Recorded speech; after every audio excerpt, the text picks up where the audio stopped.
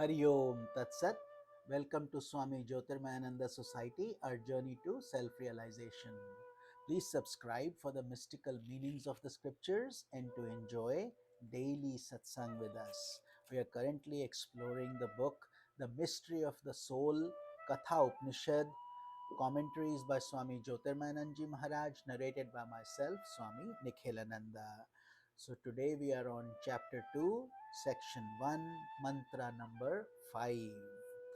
He who knows this Atman, the honey taster, the giver of life to all, and the ruler of past, present, and future, as his innermost self, he fears no more.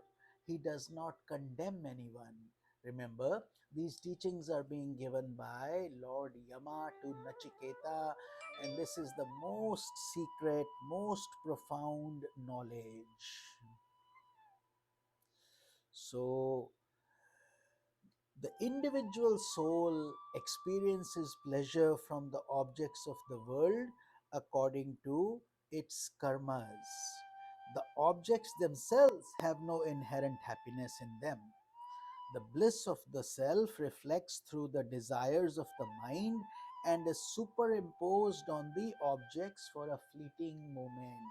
This is something that confuses the masses.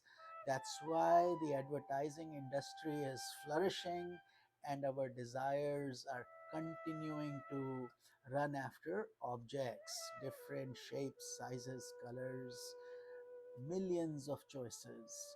And the reality is that the happiness doesn't reside in them, it resides in you, your inner Atman, your consciousness. And when you desire something, you create that tension, that pressure in you. And once you acquire the object, the pressure is released. But you think you're getting it from the object. Temporarily, the glitter and the shine is there and it reflects what you're looking for. So you find a little bit of pleasure, but soon it fades away and then you're running after something else. That is what this means, that mind is where the desires reside, not in the objects themselves. And mind itself is fickle. The self is the honey of bliss, the Atman, the self within you. The objects of the world derive sweetness from the self through the veil of illusion.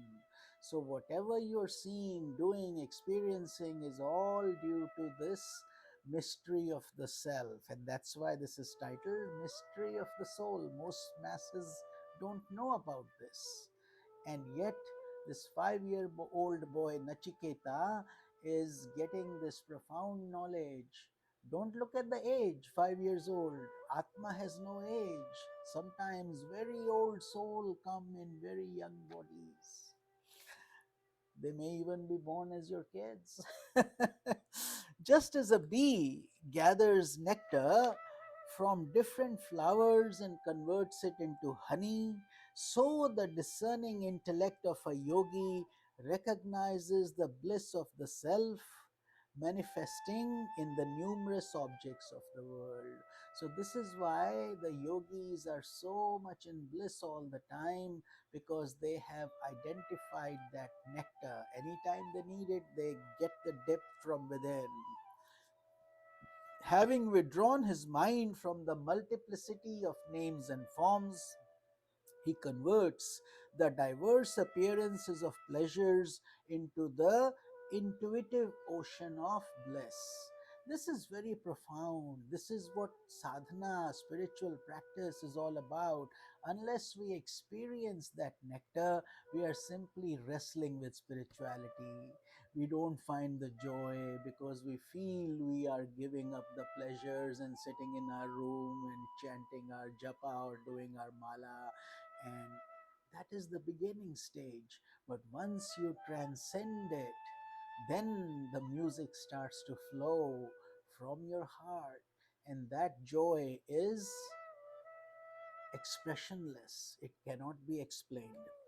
Happiness derived from the objects of the world is finite, as we just discussed. That's why we keep hopping from one object to the other. That which is finite is conditioned by the past, present, and future. Naturally, it's within time and space. But the happiness revealed in the self by the eradication of ignorance is infinite. Yovai bhuma tat sukham nalpam sukhamasti. Bhuma is called infinite bliss. That's a Sanskrit term. And infinite bliss, as we know in this world, doesn't exist. We have prosperity, then adversity, and the cycle goes on and on. So it is the true nature of happiness and bliss, the Atman within you. That is the real you. That is your essence. Whoever attains the realization of the blissful self has no need to run after the transient conditions of the world process in order to drink the illusory waters of the mirage. What a beautiful feeling that is for those rare souls who start enjoying the nectar that is coming. Ocean of bliss. It's literally an ocean of bliss, and you are finding it perpetually within you, and there is no money involved, no cost needed, no running to different places. You are that mountain of bliss, infinite bliss. You are the creator of it, and that is our destiny. That is why we are called Amritasya Putraha. We are all the children of nectar, but we forget that and we get trapped in the illusion of the world process, and then we keep drinking water from a mirage. Now, that's how deers actually die in the desert. They run here, there, they see water, but it's a mirage. It looks like water. They get there, nothing, and eventually they pass away. And we also do that. Trishna na jirna, vayameva jirna. We get to be old, but if we have not practiced spirituality properly, we just go through this and we struggle. Physically, we get old, but internally, our desires continue to be nourished and they are strong. And in that condition, whatever our last thought is what generates as our next embodiment. Having experienced the non duality of the self, he becomes absolutely fearless, the aspirant, the soul who is working to realize the self. Fear goes away. That is a natural tendency of this journey. You are no longer afraid of things. Why? Because you become one with the Creator. Wherever there is duality, there is fear. How can you be afraid of your own self if there is just you? You are not afraid of yourself, you are afraid of shadows and scary things and multiplicity. So, no fearful occasion can arise in the self which is non dual.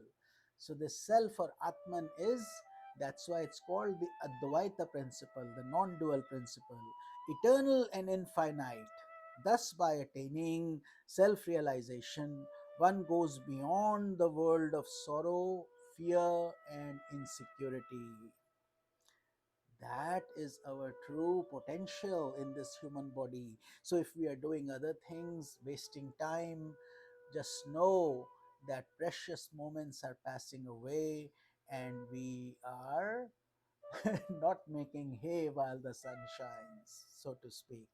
Such a person sees the self in all and all in the self. So once you start enjoying that nectar, there is nothing but the self. God's, this world is mithya, illusion. And so, therefore, you start seeing everything as God's Leela, His plan. Therefore, such a person doesn't condemn anyone. He becomes the very embodiment of cosmic love. He sees God's plan working through all things, good and bad. Although we would say, well, why are things wrong? Why do these bad things happen? Well, it's duality, day and night, and life and death. success and failure, prosperity and adversity, they come as a package. So, therefore, spiritual aspirants see both of them as transient. Good comes and goes away, bad also comes and goes away, and then our very body that we rely on also is unstable. So he becomes the very embodiment of cosmic love. They realize that, therefore, they love everybody with grace, compassion. Where there is bliss, there is fullness, because in bliss, there is no other need for anything external. That soul is fully satiated within himself. Where there is fullness, there cannot be negative mentations such as sorrow, hatred, fear, jealousy, and violence. So these vices go away. You are cured of them. You become pure like the Mansarovar lake, full of clarity and full of bliss. And that is your nature also. That is your birthright also. You just have to realize it and start working for that beautiful journey. So I hope you're enjoying this profound scripture. I hope you're finding these nuggets, deep nuggets of information very helpful. It's like a gold ore. You pick it and then inside is the gold, but it will take a lot of effort to shine it, to break it, to clean it up, and all that. That is what we need to do. We all have that ore within us. We simply need to identify and then get to work. So, with this, we conclude our satsang for today, and we will start with mantra number 6 in tomorrow's satsang. This is Swami Nikhilananda. Hari Om Tat Sat.